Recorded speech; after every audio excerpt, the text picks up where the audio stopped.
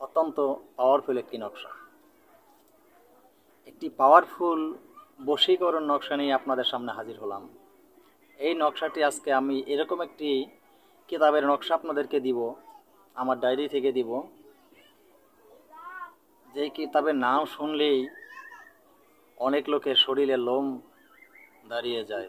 এটার নাম, এই কিতাবের নাম হলো শয়তানি লজ্জাতুন্নেছা। হ্যাঁ বন্ধুরা, ঠিকই শুনেছেন, শয়তানি লজ্জাতুন্নেছা কিতাবের অত্যন্ত পাওয়ারফুল একটি নকশা আজকে আপনাদেরকে আমি দিব। তো বন্ধুরা, এই নকশাটি আগুনের মতন কাজ করে। আপনি সঠিক নিয়ম মতন পালন করবেন, 100% কাজ পেয়ে যাবেন। এটি কিন্তু অত্যন্ত পাওয়ারফুল বশীকরণ নকশা। এটা ছেলেও করতে পারবেন মেয়ের জন্য, মেয়ে করতে পারবেন ছেলের জন্য, স্বামী স্ত্রীর জন্য, স্ত্রী স্বামীর জন্য, সবার জন্য সবাই করতে পারবেন। শুধু সঠিক নিয়ম মেনে সঠিক মতন কাজ করবেন, হাতে নাতে কাজ পেয়ে যাবেন। এত পাওয়ারফুল নকশা, আপনি কাজ করলে বুঝতে পারবেন। আপনি কাজ করলেই বুঝতে পারবেন, কাজ করলেই রেজাল্ট চলে আসবে, সাথে সাথে রেজাল্ট। এই নকশা কখনো ভুল হয় না, নামেই তো বুঝতে পারছেন। আর নকশাটি ভিডিওর শেষে নকশাটি পেয়ে যাবেন, এবং ভালো করে নকশাটি স্ক্রিনশট রেখে দেবেন, কারণ ভিডিওর যেভাবে নকশাটি অঙ্কন করা আছে ঠিক এইভাবে আপনি অঙ্কন করবেন।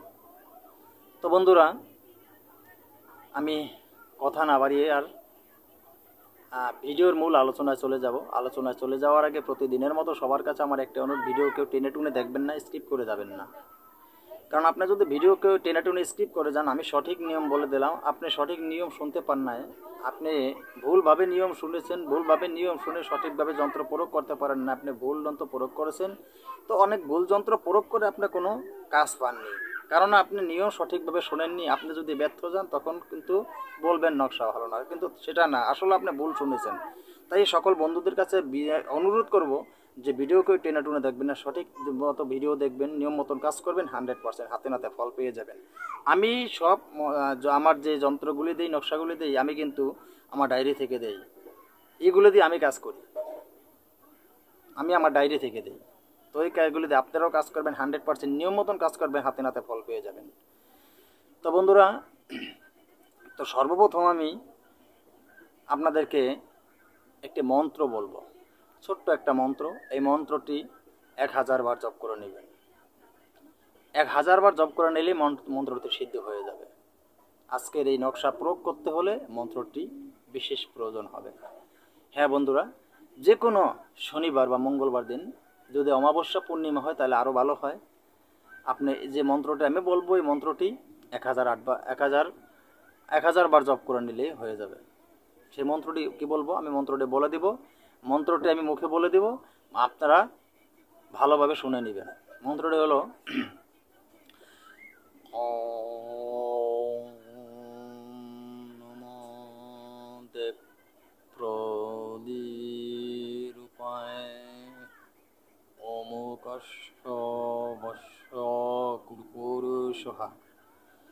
হ্যাঁ বন্ধুরা, এই যে শুনেছেন অমুকস্য, যেখানে অমুকস্য আছে সেখানে ওই লোকের নাম উল্লেখ হবে। আপনি যার জন্য করবেন তার নাম উল্লেখ করতে হবে।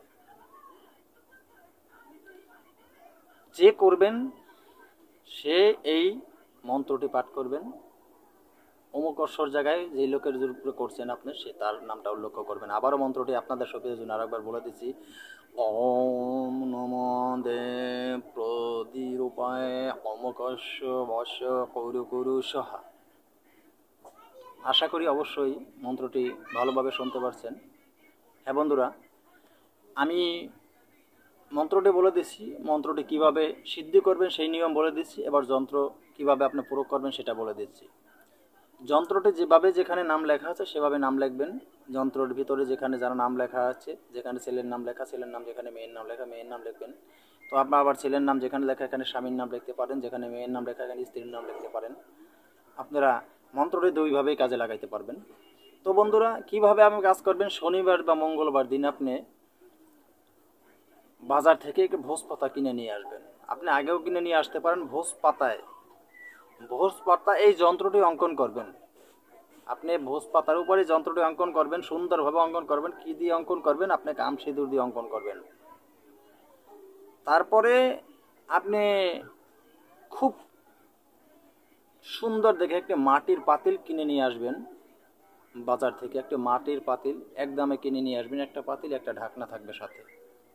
পাতিলে যেন কোথাও কালো দাগ না থাকে, সেইভাবে পাতিলটি খুব সুন্দরভাবে ফাটা বা ফুকা ভাঙা না থাকে, সেভাবে দেখে নিয়ে আসবেন। বন্ধুরা, ওই যে পাতিলটি আপনি কিনে নিয়ে আসবেন, ওই মাটির পাতিলটার ভিতরে আগে আপনি এই যে আজকের যে যন্ত্রটি অঙ্কন করবেন, সেই যন্ত্রটি মাটির পাতিলের ভিতরে আপনি রাখবেন। যন্ত্রটি মাটির পাতিলের ভিতরে রেখে আজকের যে দেওয়া যে মন্ত্রটি, এই মন্ত্রটি আপনি 1000 বার পড়বেন। 1000 বার পড়বেন এবং 1000 বার ওই যন্ত্রটির উপরে ফু দিবেন পাতিলের ভিতরে। ফু দিয়ে ওই ঢাকনাটা দিয়ে যন্ত্রটির পাতিলের মুখ বন্ধ করে দিবেন। পাতিলের মুখ বন্ধ করে দিয়ে আপনি পাতিলটা নিয়ে নির্জন কোনো স্থানে চলে যাবেন। যে স্থানে মানুষ চলাচল করে না, এরকম কোনো নির্জন স্থানে চলে যাবেন। নির্জন স্থানে গিয়ে আপনি শোয়া হাত মারি খুলবেন। এক হাত যেমন এই যে এক হাত আপনি এক হাত মারি খুললেন, এক হাতের উপরে 4 আঙ্গুল। তো শোয়া হাত মারি আপনি গর্থ করে নেবেন। তো ঠিক আছে, তো শোয়া হাত মারি আপনি গর্থ করে নিয়ে আপনি এই আজকের দেওয়া মন্ত্র আপনি 11 বার পাঠ করবেন। আর ওই গর্থের ভিতরে 11টা ফু দেবেন। 11টা ফু দিয়া এই পাতিলটি এই গর্থের ভিতরে বসাই দিয়া সুন্দর করে মাটি চাপা দিয়া আপনি পিছনে না তাকে সরাসরি বাসায় চলে আসবেন। আপনি দেখতে পারবেন আগুনের মতন কাজ। খুব অল্প সময়ের ভিতরেই দেখবেন যে আপনার সেই কাঙ্ক্ষিত ব্যক্তি আপনার কয়রা নাড়ছে, আপনাকে নক করছে, সে আপনার জন্য বেকুল হয়ে গেছে, আপনার জন্য সে পাগল হয়ে গেছে। আপনি খুব সহজে বুঝতে পারবেন। এত আগুনের মতন কাজ করে এই আজকের দেওয়া এই নকশাটি। তো বন্ধুরা, আজকের মতন ভিডিও এখানেই শেষ করব। তো শেষ করার আগে বলবো, বন্ধুরা সবার কাছে একটাই রিকোয়েস্ট, আমার চ্যানেল অলৌকিক শক্তি চ্যানেলটি সাবস্ক্রাইব করে পাশে থাকা বেল আইকনটি বাজিয়ে নোটিফিকেশন অন করে রাখবেন, যাতে আমি কোনো নতুন ভিডিও আপলোড করার সাথে সাথে সবার আগে আপনার কাছে চলে যায়।